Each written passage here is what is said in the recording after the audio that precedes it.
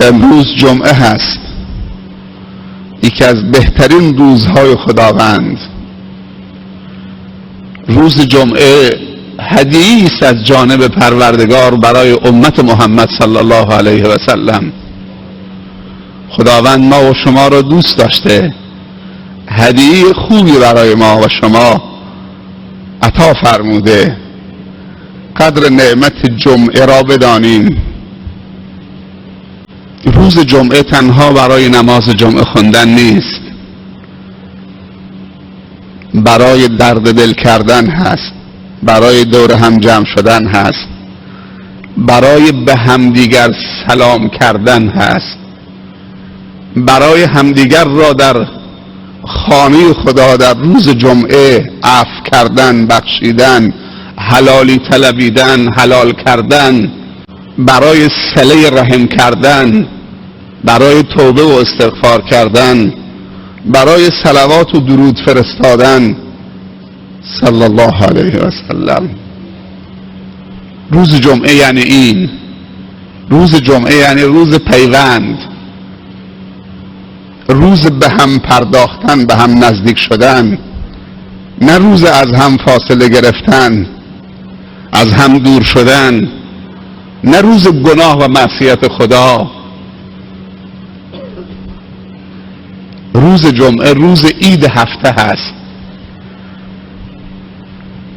در روز عید باید خوشحالی واقعی تحقق پیدا بکند. همه از روز عید بهره مند بشن. فقیر احساس کمبود نکنه، ضعیف احساس ضعف نکنه، یتیم احساس بیپدری نکنه، برادر مسلمان احساس تنهایی و دوری نکنه. در جامعه اسلامی در روز جمعه و روز عید احساس بیمهری نشود. چه روز ارزشمندی خداوند برای ما قرار داده. سوره کهف.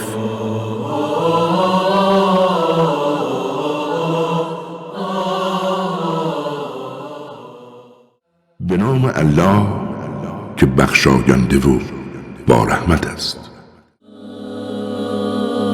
ستایش مخصوص خدایی است که بر بنده خود قرآن را نازل کرد و هیچ انحرافی در آن ننهاد. کتابی محکم و پابرجا تا مردم را به واسطه آن نسبت به مجازات شدید الهی هشدار دهد و اهل ایمان را، همان کسانی که عملکردشان نیک و مفید است، بشارت دهد که پاداشی نیک و زیبا در انتظارشان است، بهشتی که جاودانه در آن خواهند ماند. و نیز به کسانی که میگویند خداوند فرزندی اختیار کرده هشدار دهد. نه آنها آگاهی دارند نه پدرانشان.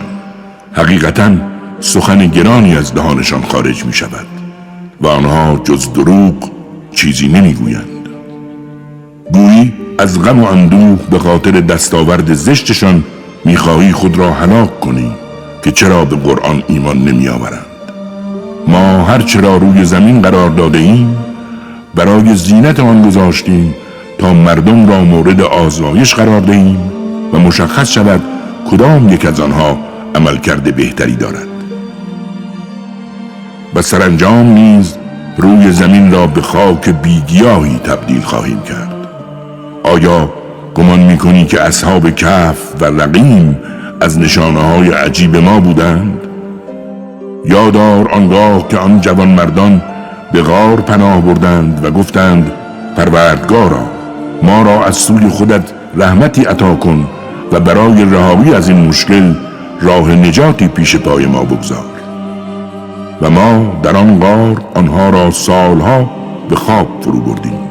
آنگاه بیدارشان کردیم تا مشخص شود کدام یک از آنها مدت خوابشان را بهتر تخمین زده است. ما سرگذشت آنها را به حق بر تو حکایت می‌کنیم. آنها جوانمردانی بودند که به پروردگارشان ایمان داشتند و از همین رو بیش از پیش هدایتشان کردیم. ما دلهای آنها را یک پارچه و با ثبات کردیم. آن هنگام که برخاستند و گفتند پروردگار ما همان پروردگار آسمان ها و زمین است و ما هرگز به جای خداوند کس دیگری را برای نجات خود نمی‌خوانیم که اگر چنین کنیم سخنی بی اساس گفته ایم. این قوم ما که خدایانی بجز پروردگار بزرگ اختیار کردند چرا برای اثبات معبودان خویش دلیل روشنی نمی آورند؟ به راستی آیا ظالمتر از کسی که به خدا دروغ می‌بندد وجود دارد؟ راست گفت خداوند بلند مرتبه و عظیم.